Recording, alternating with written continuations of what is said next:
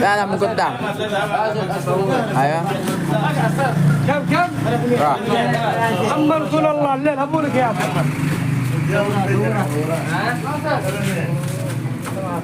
وين اوه وين انزله؟ اوه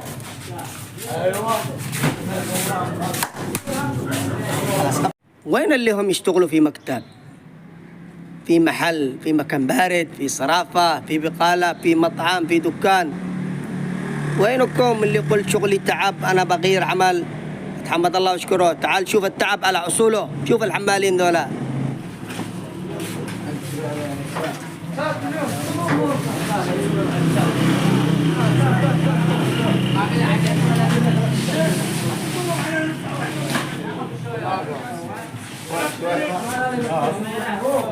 قبل الأبيض شو تسوي؟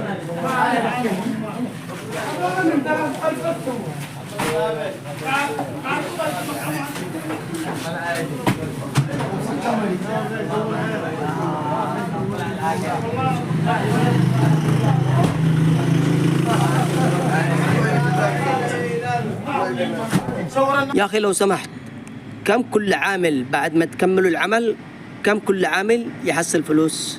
من 1500 من 1400.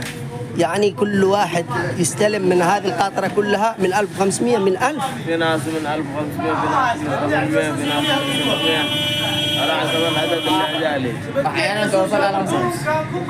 واحيانا توصل ل 500 ريال. من 4 و5 صح؟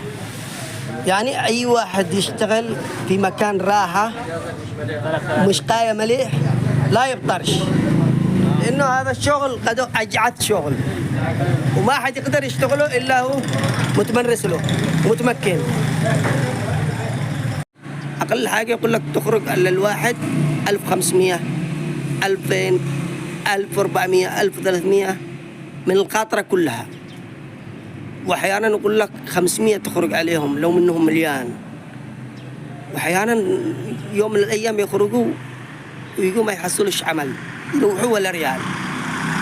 اللهم لك الحمد، الله يفتح عليهم، الله يفتح عليهم ويرزقهم إن شاء الله. تحياتي لكم.